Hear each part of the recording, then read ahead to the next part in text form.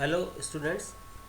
आज हम भारतीय मृदाओं की विभिन्न समस्याएं तथा मृदा संरक्षण के उपायों का अध्ययन करेंगे। मृदा एक महत्वपूर्ण संसाधन है जिस पर किसी भी राष्ट्र की अर्थव्यवस्था आधारित होती है, क्योंकि मृदा ही वह निर्धारक तत्व है जो किसी भी राष्ट्र के कृषि उत्पादन को इंगित करता है। भारत में मृदाओं से संबंधित समस्याएं विभिन्न प्रकार की हैं। ये समस्याएं कौन कौन सी है, आइए हम इनकी चर्चा करते हैं।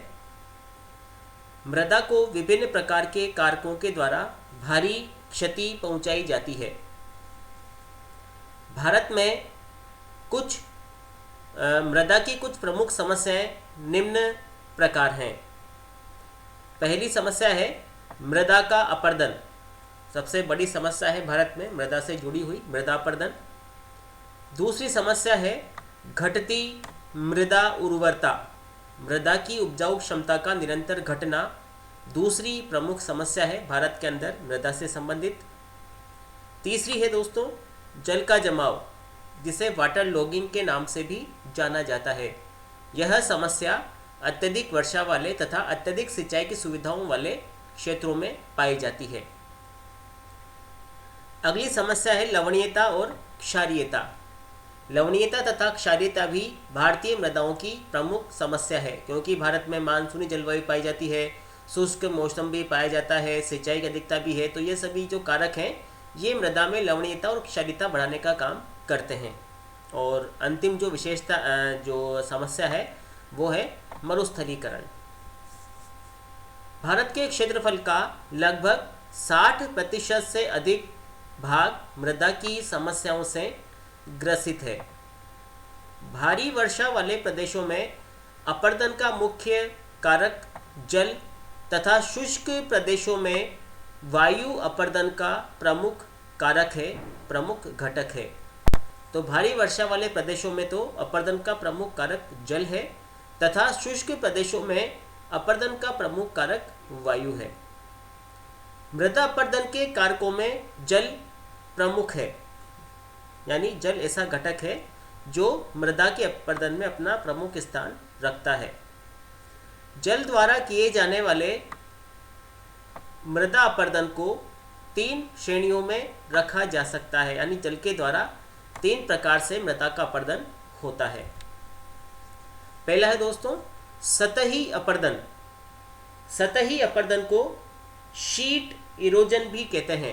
परत अपरदन यानी शीट इरोजन भी कहा जाता है, यानी जल जब सतह पर फैल जाता है तो वह ऊपर की उपजाऊ मृदा की जो परत होती है उसे अपने साथ बहा करके ले जाता है। जिस तरह से डबल बेड पर कोई चादर बिछी होती है और उस चादर को हटाया जाता है तो वो चादर उसके ऊपर से हट जाती है।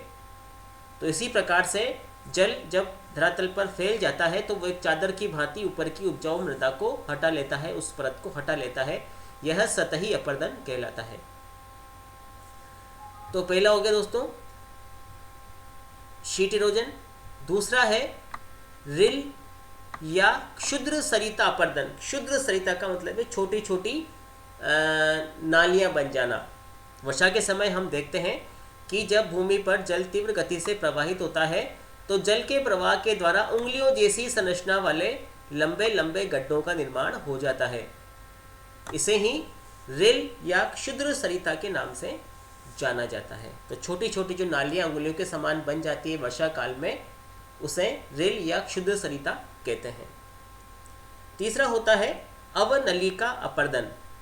अवनलिका अपरदन से तात्पर्य ये है कि जब ये जो क्षुद्र सरिताएं होती है धीरे धीरे अपना आकार बड़ा कर लेती है, यानी इसका निर्माण देर तक चलने वाले रिल अपरदन या क्षुद्र सरिता अपरदन के फलस्वरूप होता है। बार बार उसी जगह पर अपरदन होता रहे, छोटी छोटी नालियां बन जाए और उसके बाद उन नालियों का विस्तार होता रहे तो बड़े बड़े नाले बन जाते हैं। तो इस प्रकार की जो अपरदन की क्रिया होती है वो अवनलिका अपरदन कहलाती है। तो अवनलिका अपरदन मृदा को क्षति पहुंचाने वाली या सर्वाधिक क्षति पहुंचाने वाली क्रिया है।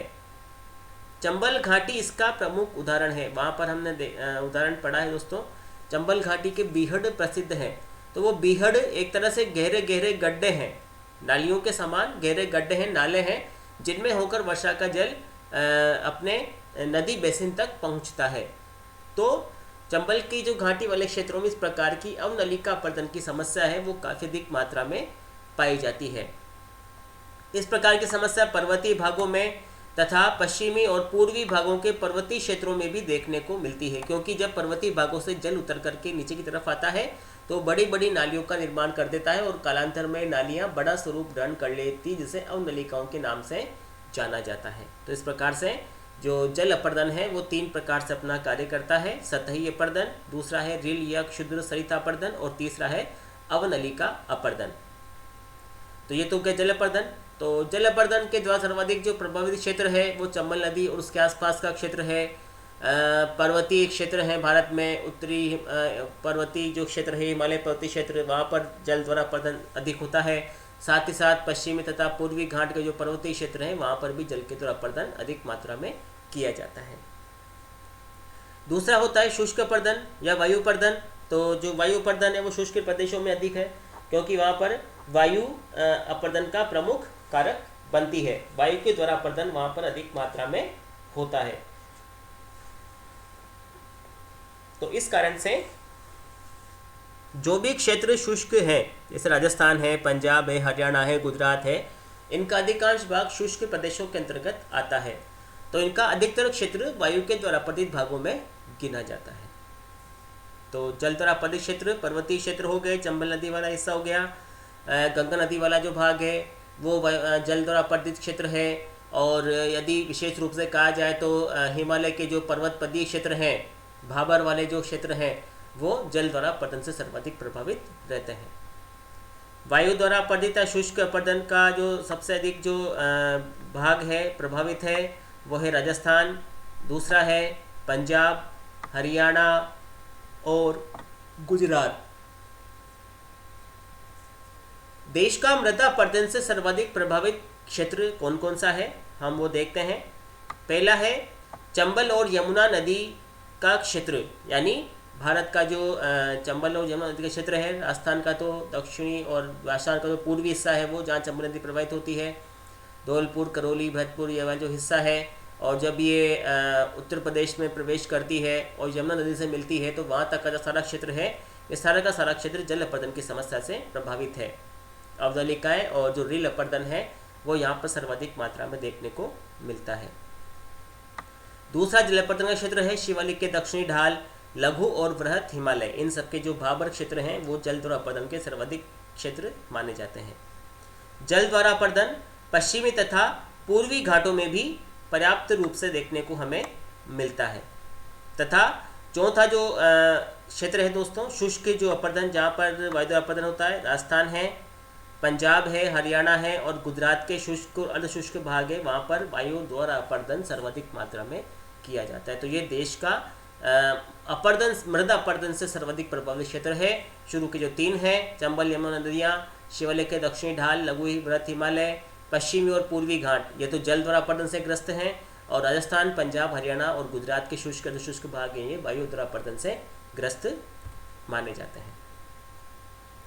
अगली जो समस्या है मृदा की, वो है मृदा की घटती उर्वरता।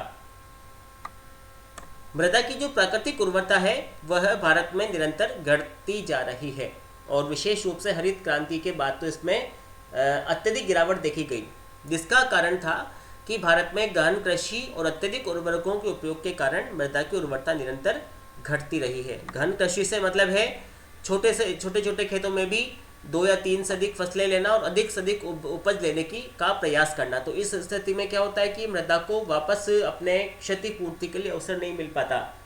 एक ही वर्ष में 3 से 4 फसलें भी ली जाती है, मिश्रित कृषि की जाती है, गहन कृषि की जाती है, तो मृदा के जो पोषक तत्व हैं वो नष्ट हो जाते हैं। साथ ही साथ अत्यधिक रासायनिक उर्वरकों के प्रयोग के कारण भी मृदा की उर्वरता समाप्त होती हुई जा रही है। अगली समस्या है दोस्तों जल का जमाव। जल का जमाव एक बड़ी समस्या है भारत में मृदा की।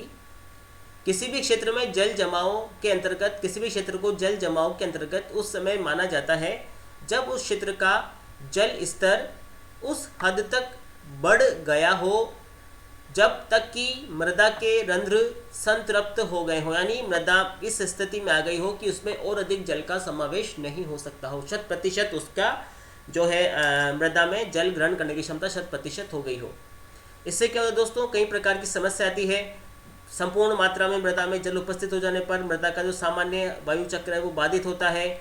यह समस्या उन क्षेत्रों में पाई जाती है जहाँ पर सिंचाई की अधिकता है। सिंचाई की अधिकता क्या होती है, जहाँ पर पानी आसानी से प्राप्त होता है और काफ़ी अधिक मात्रा में नहरों से पानी रिस कर भी आता है, तो भूमि संतृप्त हो जाती है और वहाँ भी बड़े प्रकार की लवणीय क्षारीयता की जलाभरण की समस्या उत्पन्न होती है।